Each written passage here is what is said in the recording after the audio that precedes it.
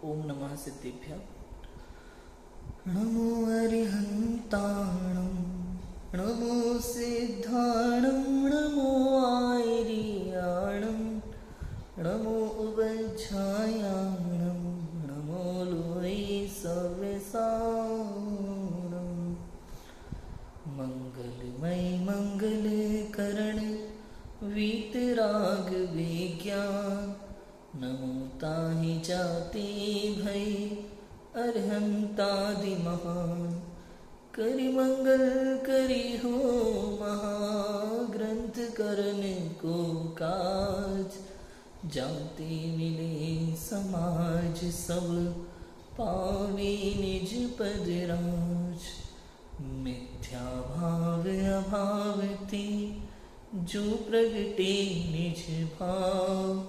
सो जयवंत रहो सदा करे मोक्ष पाओ।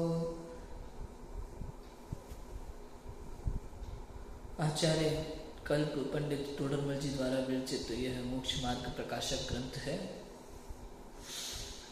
दूसरा अधिकार हम पढ़ रहे हैं, संसार अवस्था का स्वरूप। हमने देखा था कि किस प्रकार जैसे वैद्य रोगी को देख करके पहले रोग का निदान बताता है कि किस प्रकार यह रोग होता है और कैसी कैसी उससे समस्याएं होती हैं, और उन समस्याओं को जब वो बताता है तो रोगी को निश्चय होता है कि हाँ मुझे ये होता है। उसके बाद वैद्य उसका उपाय बताता है। अब उपाय बताता है, ये तो वैद्य का कर्तव्य है। अब वो उस उपाय रूप आचरण करे तो अपने स्वभाव रूप प्रवृत्ति यह रोगी का कर्तव्य है। ठीक उसी प्रकार यह जीव अनादि काल से संसार में दुखी है। सो दुख का कारण क्या है, पहले उस कर्म बंध का निदान बताते हैं। फिर उस कर्म बंध के कारण से कैसी कैसी समस्याएं इसको जीवन में होती हैं वो बताई जाती हैं। फिर श्री गुरु उन समस्याओं का समाधान बताते हैं। कर्म बंध यदि दुख है तो बंध का अभाव सुख है, तो उस बंध का अभाव का उपाय बताते हैं। इतना तो जिनवाणी का कथन है, श्री गुरु का बताना है। यदि आप उस रूप प्रवर्तें, उस उपाय को अपने आचरण में लाएं तो अपने स्वभाव रूप प्रवर्तेंगे और बंध का अभाव होगा और मोक्ष सुख प्राप्त होगा। कर्मों के अनादिपने की सिद्धि कल की थी हमने। आज जीव और कर्मों की भिन्नता, ये आगे लिखते हैं पंडित जी कि जीव और कर्म अनादि से मिले हुए हैं दूध पानी की तरह, एक साथ रहते हैं, एक ही जगह पे रहते हैं बिल्कुल, लेकिन फिर भी अलग अलग है। सब्जी में नमक होता है कि नहीं होता, लेकिन अलग अलग तो है, अलग अलग तो है। हम लोग मीठा दूध पीते हैं कि नहीं पीते? तो दूध मीठा होता है कि नहीं होता? मीठा दूध होता है? क्या बात कर रहे हो? मीठा दूध अगर है तो शक्कर क्यों मिलाते हैं दूध में? शक्कर मिलाने से मीठा होता है। तो शक्कर अलग है, दूध अलग है ना। दूध तो मीठा नहीं है ना। अगर दूध मीठा हो तो शक्कर क्यों मिलाए? मतलब मीठा दूध में शक्कर अलग है, दूध अलग है। दूध और पानी स्टार्टिंग से ही मिले हुए हैं लेकिन अलग अलग हो जाते हैं, इसलिए अलग अलग है। शक्कर में से मिठास अलग नहीं हो सकती, इसलिए वो अलग अलग नहीं है, वो एक रूप है। ऐसे ज्ञान और आत्मा तो एक रूप है, लेकिन कर्म और आत्मा भिन्न भिन्न है, अलग अलग है, क्योंकि कर्म और आत्मा अलग हो जाते हैं। अनंत सिद्ध कर्मों से भिन्न है और पहले कर्मों के संयोग में थे, आज कर्मों का अभाव है। तो अर्थात पहले संयोग हो सकता है, बाद में अभाव हो सकता है, ये बात सिद्ध है। ठीक है। अब जीव और कर्मों की भिन्नता, वहां जीव द्रव्य तो देखने जानने रूप चेतना गुण का धारक है। जीव की बात बता दी। जीव कैसा है कि जीव द्रव्य तो देखने जानने रूप चेतना गुण का धारक है तथा इंद्रिय गम्य न होने योग्य अमूर्तिक है। संकोच विस्तार शक्ति सहित असंख्यात प्रदेशी एक द्रव्य है तथा कर्म है वह चेतना गुण रहित जड़ है और मूर्तिक है। अनंत पुद्गल परमाणुओं का पिंड है, इसलिए एक द्रव्य नहीं है। इस प्रकार यह जीव और कर्म है, इनका अनादि संबंध है तो भी जीव का कोई प्रदेश कर्म रूप नहीं होता और कोई का परमाणु कोई परमाणु जीव रूप नहीं होता। अपने अपने लक्षण को धारण किए भिन्न भिन्न ही रहते हैं। जैसे सोने चांदी का एक स्कंद हो तथापि पीतादि गुणों को धारण किए सोना भिन्न रहता है, श्वेतादि गुणों को धारण किए चांदी भिन्न रहती है, वैसे भिन्न जानना। क्या कहते हैं कि वहां जीव द्रव्य तो देखने जानने रूप चेतना गुण का धारक है। ज्ञान दर्शनमय चेतनामय जो है वो तो जीव है, ठीक है। दर्शन चेतना जिसका लक्षण है वो तो जीव है, उपयोग लक्षण वाला जीव है। इंद्रिय गम्य न होने योग्य अमूर्तिक है, मतलब इंद्रियों से जानने में नहीं आएगा, ऐसा अमूर्तिक है, अरूपी है, दिखाई नहीं देगा, सुनाई नहीं देगा, छू नहीं सकते आप उसे, चख नहीं सकते आप उसे, अर्थात इंद्रियों से जानने में नहीं आता, अमूर्तिक है। अर सर्वम गंधम गाता है समय सार की, पांचों परमागम में गाथा आती है जीव का स्वरूप। तो पांचों परमागम के अलावा पद्मनंदी पंचविंशतिका में आती है, लघु द्रव्य संग्रह में आती है, ये गाथा एक ही गाथा। अर सर्वम गंधम अव्यक्त अव्यक्त है, अशब्द है, ऐसी आलिंग ग्रहण है, चिन्ह से जानने में नहीं आता, सब गाथा है ऐसी। ये जीव का स्वरूप है, मतलब इंद्रियों से जानने में नहीं आएगा, कहने का अर्थ ये है। इंद्रिय गम्य न होने योग्य अमूर्तिक है, संकोच विस्तार शक्ति सहित असंख्यात प्रदेशी एक द्रव्य है। संकोच विस्तार शक्ति सहित एक ही द्रव्य है, चींटी के बराबर शरीर में भी रह सकता है, हाथी के बराबर शरीर में भी रह सकता है, ऐसे संकोच विस्तार शक्ति है इसमें। कहा तो ये एक न्यूनतम 8 प्रदेश चाहिए, 8 प्रदेशों में न्यूनतम जीव एक जन्म लेता है उत्तर स्थान में, और उसके बराबर 3 लोग के बराबर आकार वाला भी हो जाता है केवली समुद्रघात के समय। तो इतनी संकोच विस्तार शक्ति इस जीव की है, ऐसा।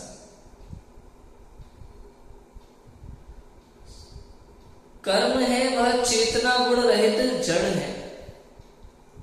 ये तो जीव की बात हुई, ज्ञान दर्शन चेतनामय है, संकोच विस्तार शक्ति वाला है, इंद्रिय गम्य न होने योग्य अमूर्तिक है। कर्म कैसा है कि कर्म जो है वो चेतना गुण रहित जड़ है, मूर्तिक है, अनंत पुद्गल परमाणुओं का पिंड है, इसलिए एक द्रव्य नहीं है। इसलिए जीव और पुद्गल भिन्न भिन्न है, जीव और कर्म भिन्न भिन्न है, उनका स्वरूप भी अलग है पूरी तरह से। हाँ, अनंत पुद्गल परमाणुओं का पिंड है ये कर्म। कर्म पुद्गल ही तो है, आवाज जो होती है वो भी पुद्गल है, शब्द अनंत पुद्गल परमाणुओं का पिंड है, कर्माण वर्गणा है कर्म। इस प्रकार ये जीव और कर्म है, इनका अनादि संबंध है तो भी जीव का कोई प्रदेश कर्म रूप नहीं होता और कर्म का कोई परमाणु जीव रूप नहीं होता। अनादि से एक साथ मिले हुए हैं, सोना और मिट्टी की तरह, लेकिन एक दूसरे रूप नहीं होते। आपको पता है किस शक्ति के कारण ऐसा होता है? क्यों नहीं होते एक द्रव्य दूसरे द्रव्य रूप, एक गुण दूसरे गुण रूप? अगुरु लघुत्व नामक शक्ति है एक। 6 सामान्य गुण बताया ना, अनंत सामान्य अनंत विशेष गुण है हर द्रव्य में, प्रत्येक द्रव्य में। उनमें से विशेष रूप से 6 सामान्य गुण हैं। कौन कौन से? अस्तित्व, वस्तुत्व, द्रव्यत्व, प्रमेयत्व, अगुरु लघुत्व और प्रदेशत्व। 6 सामान्य गुण हैं। इसमें अगुरु लघुत्व गुण क्या कहता है कि जिस शक्ति के कारण एक द्रव्य दूसरे द्रव्य रूप नहीं होता, एक गुण दूसरे गुण रूप नहीं होता, एक द्रव्य अपने रूप ही रहता है, सभी द्रव्य अपने अपने में रहते हैं, इसका नाम अगुरु लघुत्व शक्ति है, अगुरु लघुत्व गुण है। इसलिए जीव पुद्गल रूप नहीं होगा, पुद्गल जीव रूप नहीं होगा, एक गुण दूसरे गुण रूप नहीं होता। और तो छोड़ो, पुद्गल का पुद्गल में नहीं मिलता। देखो आप कैसे, सोना है और चांदी है, दोनों को आपने मिला करके स्कंद बना दिया, अष्ट धातु की प्रतिमाएं बना दी, लेकिन जब इनको गलाया जाएगा ना, अलग अलग धातु अलग अलग निकल आती है। होता है कि नहीं होता? ऐसा है। ऐसे ही एक साथ मिले हुए जरूर दिखते हैं, शरीर और आत्मा, कर्म और आत्मा, लेकिन कर्म और आत्मा भिन्न भिन्न ही है। कर्म ने छुआ तक नहीं है जीव को, आज तक टच भी नहीं किया, तो बांधा कैसे भाई जब टच नहीं किया? तो आप कह रहे कर्म ने जीव को टच नहीं किया, तो बंधा कैसे है फिर कर्म से जीव? कि बंधा ऐसे है कि जैसे गाय को रस्सी से बांधती है, गाय को रस्सी बांधती है। जब आप गाय को रस्सी से बांधो तो गठान जो है ना रस्सी की रस्सी में लगती है, गाय में नहीं लगती। गाय अलग है और रस्सी अलग है। ऐसे ही कर्म से जीव बंधा हुआ कहा जाता है व्यवहार में, लेकिन कर्म ने जीव को छुआ तक नहीं है, क्योंकि जीव है अरूपी, कर्म है रूपी, दोनों मिल सकते नहीं, ऐसा है। ठीक है, ऐसे भिन्न जानना बिल्कुल दोनों को। और देखो अब आगे क्या कहते हैं कि अमूर्तिक आत्मा से मूर्तिक कर्मों का बंधन किस प्रकार होता है। प्रश्न आ गया सामने कि मूर्तिक का तो बंधन होना बने, अमूर्तिक का बंधन कैसे बने? उत्तर देखो, जिस प्रकार व्यक्त इंद्रिय गम्य नहीं है, ऐसे सूक्ष्म पुद्गल तथा व्यक्त इंद्रिय गम्य है, ऐसे स्थूल पुद्गल उनका बंधन होना मानते हैं। उसी प्रकार जो इंद्रिय गम्य होने योग्य नहीं है, ऐसा अमूर्तिक आत्मा और इंद्रिय गम्य होने योग्य मूर्तिक कर्म, इनका भी बंधन होना मानना चाहिए। तथा इस बंधन में कोई किसी को करता तो है नहीं, जब तक बंधन रहे तब तक साथ रहे, बिछुड़े नहीं, और कारण कार्यपना उनके बना रहे, इतना ही यहाँ बंधन जानना। सो मूर्तिक अमूर्तिक के इस प्रकार बंधन होने में कुछ विरोध है नहीं। भाई निमित्त नैमित्तिक संबंध है, इतना है बस, और कुछ नहीं। भाई जिस प्रकार कोई सूक्ष्म पुद्गल परमाणु है, आंखों से नहीं दिखता, और कोई स्थूल स्कंद है, आंखों से दिखता है, इंद्रिय गम्य है, तो उन दोनों में बंधन होता है। उसी प्रकार अमूर्तिक आत्मा और मूर्तिक कर्म का बंधन जानना। और इसमें ऐसा नहीं है कि आत्मा कर्म का कुछ कर रहा है या कर्म आत्मा का कुछ कर रहा है, ऐसा कुछ नहीं। बस निमित्त नैमित्तिक संबंध है, जब तक साथ हैं तब तक साथ हैं, और जब बिछड़ गए तो बिछड़ गए, समझ गए? जब बंद हुआ तो एक क्षेत्रावकाश संबंध है, एक क्षेत्र में रहते हैं, और जब उदय आया तो अलग हो जाते हैं। बस इतना ही तो संबंध है, एक क्षेत्रावकाश संबंध है, इतना ही जानना। कोई किसी का कुछ करता धरता तो है नहीं, ये तो निमित्त नैमित्तिक संबंध है। भाई स्टेशन पे बैठे हैं हम, दो लोग हैं, ट्रेन का इंतजार कर रहे हैं, अपनी अपनी ट्रेन आती है तो चले जाते हैं। मैं यहाँ बैठा था स्टेशन पे अपनी ब्रेंच पे ट्रेन का इंतजार करने के लिए, एक और व्यक्ति आया मेरे बगल में बैठ गया। हम दोनों का कोई संबंध नहीं है, एक दूसरे से कोई पहचान नहीं है, कोई कुछ मतलब नहीं है, बातें भी कर रहे हैं सब दुनिया भर की, राजनीति की बात शुरू हो गई, फिल्मों की बातें शुरू हो गई, कुछ भी ज्ञान की बातें शुरू हो गई बैठे बैठे। अब इतने में उसकी ट्रेन आई, वो बैठ के चला गया, मेरे पास तो बैठा नहीं रहेगा, ट्रेन आते ही निकल गया।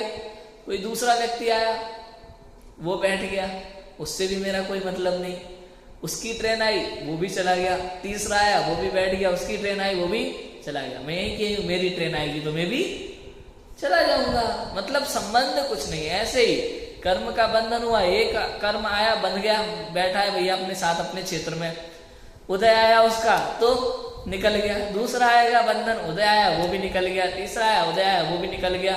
एक समय आया ऐसा आएगा, मेरा पुरुषार्थ होगा, सारे कर्म निकल जाएंगे और मैं भी अपने स्थान पर मुक्त। समझ आया? कितना क्लियर है? इस प्रकार जैसे एक जीव को अनादि कर्म संबंध कहा, उसी प्रकार भिन्न भिन्न अनादि जीवों की जानना।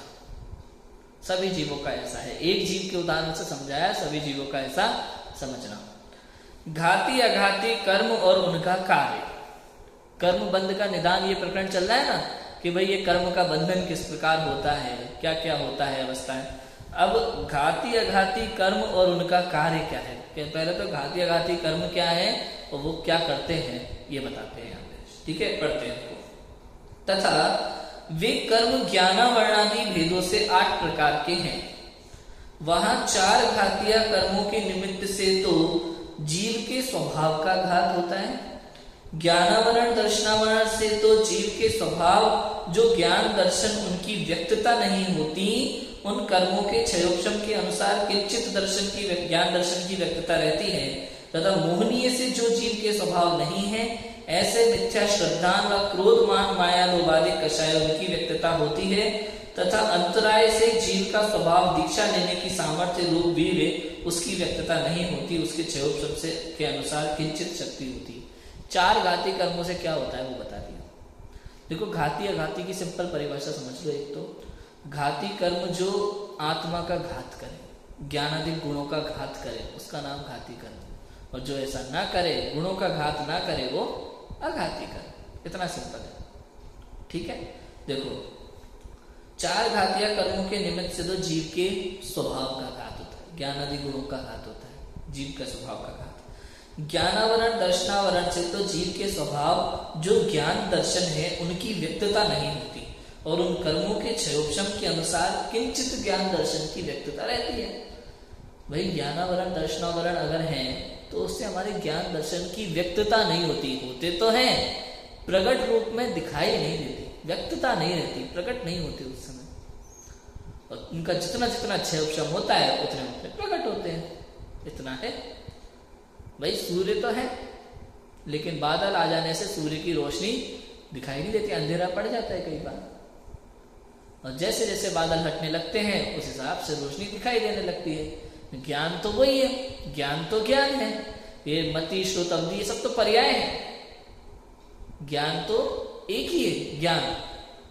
अब उस ज्ञान में जब आवरण आ जाता है कर्म का, तो वो ज्ञान प्रकट नहीं हो पाता। तो जितना जितना प्रकट होता है, हम जितना जितना जान पाते हैं, उस अनुसार से नाम बना दिए, मति श्रुत अवधि मन पर्याय केवल ज्ञान। ठीक है, पूर्ण ज्ञान प्रकट हो गया तो केवल ज्ञान। ये सब ज्ञानावरण कर्म के अनुसार है। जैसा जैसा क्षयोपशम जिस जीव का होगा वैसा वैसा उसके ज्ञान दर्शन की शक्ति प्रकट दिखाई देगी। अब इसमें क्या होता है, कोई व्यक्ति इंटेलिजेंट होता है बहुत ज्यादा, कोई नहीं होता। कोई बहुत अच्छे मार्क्स लाएगा पढ़ लिख करके, कोई नहीं ला पाता। कोई दिन रात पढ़े तो भी कुछ नहीं कर पाता, कोई 1 घंटा पढ़ के काम कर लेता है। ये सब कर्म का उदय जानना, उसकी शक्ति के अनुसार नहीं हो रहा।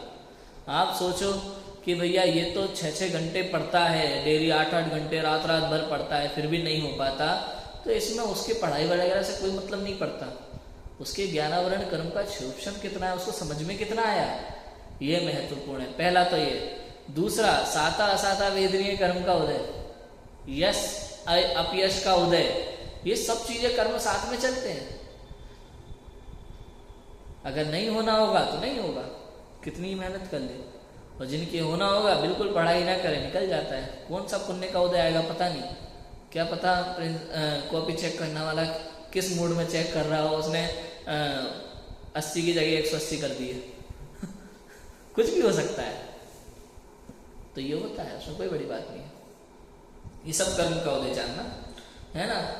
ऐसे ही मोहनीय से जो जीव के स्वभाव नहीं है, ऐसे मिथ्या दर्शन व क्रोध मान माया लोभादि कषाय उनकी व्यक्तता होती है।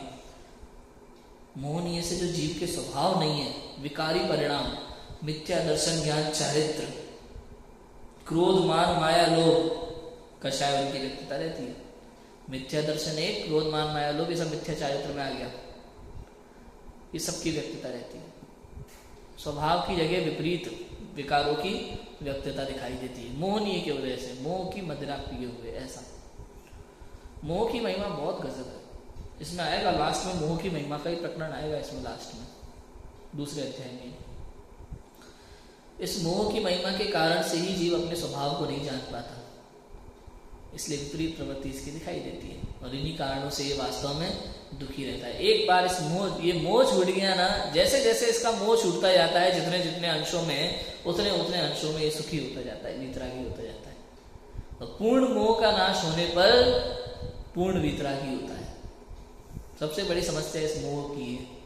ज्ञानावरण दर्शनावरण अंतराय ये सब इतनी बड़ी समस्या नहीं है, इतनी बड़ी समस्या मोह है। मोह के कारण ही जीव दुखी है अनादिकाल से, और मोह के त्याग से ही सुखी हो सकता है। इतना है। मोह मतलब क्या? मोह मतलब जो मेरा नहीं है उसे मेरा मानना, उसके पीछे लगे रहना, भागते रहना, इसका नाम मोह है। इसी के कारण से दुखी, इसी के कारण से तो दुखी है जी। अनादिकाल से हर चीज को अपना मान के बैठ जाता है। सबसे पहले तो ये शरीर मेरा है, मम्मी पापा मेरे हैं, परिवार मेरा है, घर मेरा है, शहर मेरा है, राज्य मेरा है। मेरे राज्य में ऐसा नहीं होना चाहिए, मेरे घर में ऐसा कैसे चल सकता है। भैया आप कौन होते हो? कौन हो भैया आप? हाँ, आपका काम नहीं है ये मोह जीव को दुखी करता है। इतनी आकुलता व्याकुलता ये सब किस लिए? मोह के कारण से हम समझ ही नहीं पाते। लोक व्यवहार एक अलग चीज है, मिथ्यात्व एक अलग चीज है। इन दोनों का अंतर हमें समझना चाहिए, दोनों का अंतर। लोक व्यवहार जीव को दुखी नहीं करता, ये मिथ्यात्व जीव को दुखी करता है। बहुत बड़ी समझने की बात है। लोक व्यवहार में व्यक्ति अच्छे अच्छे काम करता है सहजता से, सहजता से। चिंता नहीं होती लोक व्यवहार में, मिथ्यात्व में चिंता होती है। नहीं समझे? बहुत बड़ा अंतर है। ऐसा नहीं है कि लोक व्यवहार में जीव को सुख दुख नहीं होंगे, कोई खत्म हो जाए तो दुख भी होगा, सब होगा। लेकिन मिथ्यात्व में दिन रात रोए जा रहे हैं, चिंता कर रहे हैं, परेशान हो रहे हैं, हल्ला कर रहे हैं, ये सब होता है। ये मिथ्यात्व है, कषाय है, समझना। अच्छा बताओ, दिगंबर मुनिराज व्यवहार जानते हैं कि नहीं जानते? उनके जीवन में लोक व्यवहार होता है कि नहीं होता? होता है, क्यों नहीं होगा? बिल्कुल होता है। अगर लोक व्यवहार ना हो तो अपने गुरु के प्रति सम्मान का भाव प्रकट नहीं कर पाएंगे। मंगलाचरण में कृतज्ञता ज्ञापित करते हैं गुरु के प्रति, मंगलाचरण नहीं करें किसी ग्रंथ में अगर लोक व्यवहार ना हो उनके जीवन में तो। लेकिन उनको शोक नहीं होता, हास्य नहीं होता, रति अरति 14 परिग्रह के त्यागी होते हैं। दुख नहीं होता किसी बात का, चिंता नहीं होती किसी बात की, आकुलता व्याकुलता नहीं होती उन्हें, वरना अशुभ भाव होगा और वो अशुभ भाव के त्यागी होते हैं। वहां शुभ भाव होता है, अशुभ नहीं होता। ये समझना चाहिए। ये सब नहीं समझ पाते हम बातें, बहुत सूक्ष्म बातें हैं। जितना गहराई से विचार करोगे उतनी बातें निकल के आएंगी बाहर, जितना विचार करोगे उतनी बातें। समय कैसा भी हो, समय कैसा भी हो, वास्तविकता समझना जरूरी है। समय चाहे कैसा भी हो, कषाय कषाय ही रहेगी, धर्म धर्म ही रहेगा, विकार विकार ही रहेगा, स्वभाव स्वभाव ही रहेगा। एक समय ऐसा भाई पंचम काल चल रहा है, हुंडा उसरमणी चल रहा है, मैंने क्रोध को धर्म मान लेते हैं, ज्ञान को धर्म मान लेते हैं, तो ऐसा तो होने वाला नहीं है। जो है वह वही रहेगा। समझ है? कषाय की व्यक्तता होती है मोहनीय के कारण से, कषाय की व्यक्तता। और मोहनीय के अभाव हो तो सहजता होती है जीवन में, समानता होती है, समता भाव रखता है जीव, समता धारण करता है। पंडित वडोदरा जी लिखते हैं आगे इसी में, क्या लिखते हैं? अगर कोई जीव विपरीत दिशा में जा रहा है या सही दिशा में जा रहा है, दोनों के प्रति क्या करते हैं? समता भाव। कोई अगर शास्त्र के विरोध में चले या जैन कुल मिले, जिनवानी मिले, फिर भी देवशास्त्र गुरु से दूर रहे, तो ऐसे जीवों के प्रति उन्हें क्या द्वेष होता है? क्या होता है कि ऐसे जीवों के प्रति समता आती है, समता आती है। ये ज्ञानियों के विचार है, ऐसा होता है। समझ आया? अंतराय से जीव का स्वभाव दीक्षा लेने की सामर्थ्य रूप वीर्य उसकी व्यक्तता नहीं होती, उसके क्षयोक्षम के अनुसार किंचित शक्ति होती है। अंतराय से जीव की दीक्षा लेने रूप सामर्थ्य उसकी व्यक्तता नहीं होती। अब सोचो, लोग कहते हैं भाई इतना ज्ञान है, इतने विद्वान है, तो दीक्षा क्यों नहीं है? अंतराय का उदय, कितना बड़ा आंसर है। अंतराय कर्म का उदय है, सामर्थ्य है लेकिन उसकी व्यक्तता नहीं होती उस समय। ऐसे जितनी चीजें आप लगा लेना, जो भी काम आप करना चाहते हैं उसको अगर आप नहीं कर पा रहे हैं, व्यक्तता नहीं है सामर्थ्य की, तो इसका अर्थ है अंतराय कर्म का उदय है। सम्यक दर्शन प्रकट नहीं हो रहा है, अंतराय कर्म का उदय है उसका भी। ये सब चीजें लगाना, कर्म का उदय साथ साथ चलता है। आप दान करना चाहते नहीं कर पा रहे, अंतराय कर्म का उदय है। हाँ, परीक्षा देने जा रहे हैं, बहुत मन है नहीं दे पा रहे, अंतराय कर्म का उदय है। कहीं भी बहुत सारी चीजें, मुनिराज को आहार देने का बहुत भाव है, नहीं दे पा रहे, अंतराय कर्म का उदय चल रहा है अभी। ऐसे बहुत सारे कर्म के उदय हैं और प्रत्येक कर्म की प्रत्येक प्रकृति अपना अपना कार्य करती है। प्रत्येक कर्म की प्रत्येक प्रकृति है, तो ये चलता रहता है। एक साथ कई कर्म का उदय चलता है हमारे, एक कहीं नहीं चलता है एक साथ। जीव का उपयोग एक समय में एक जगह रहता है, लेकिन कर्म का उदय एक साथ कहीं चल सकते हैं। आयु कर्म एक साथ चल रहा है कि नहीं चल रहा, नाम चल रहा है कि नहीं चल रहा, ज्ञान वर्ण दर्शन वर्ण एक साथ चल रहा है कि नहीं चल रहा, आठों कर्मों का उदय एक साथ चल रहा है, सोचो। लेकिन साता असाता जो है उसका एक समय में एक का ही चलता है। एक समय में शुभ, एक समय में सुख, एक समय में दुख, साता असाता ही चलती है। ऐसा है, क्लियर है?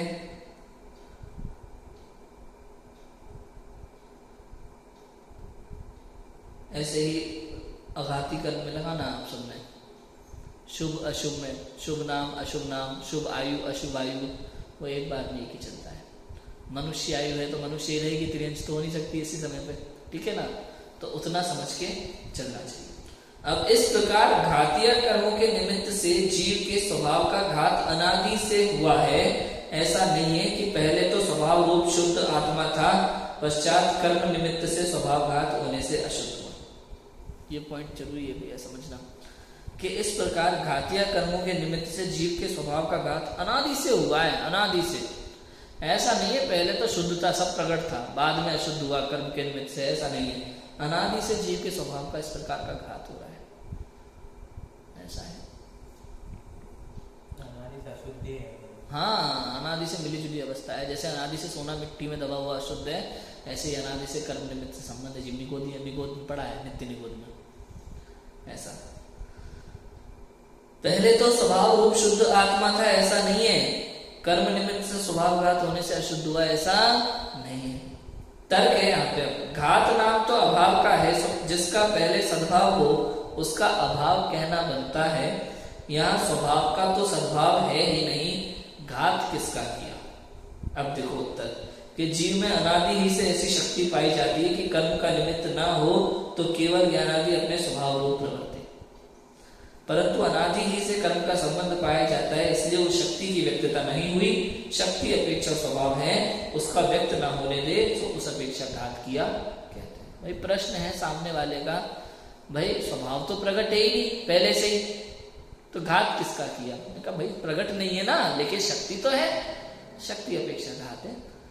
जीव में इस प्रकार की शक्ति है कि अगर कर्म का निमित्त ना हो ना तो अनादि काल से ही वो सिद्ध जैसा हो, शुद्ध हो, केवल ज्ञानादि रूप स्वभाव रूप प्रवृत्ति। लेकिन चूंकि अनादि ही से कर्म का संबंध है, इसलिए उसके स्वभाव की व्यक्तता नहीं पाई जाती, इस अपेक्षा से घात किया कहते हैं। इतना है। अब अघातीय कर्म क्या है उसके बारे में बातें आएंगी। 4 अघातीय कर्म और उनका कार्य वो अपन पढ़ेंगे। अभी की बात को विराम देते हैं। ओम नमः शिवाय।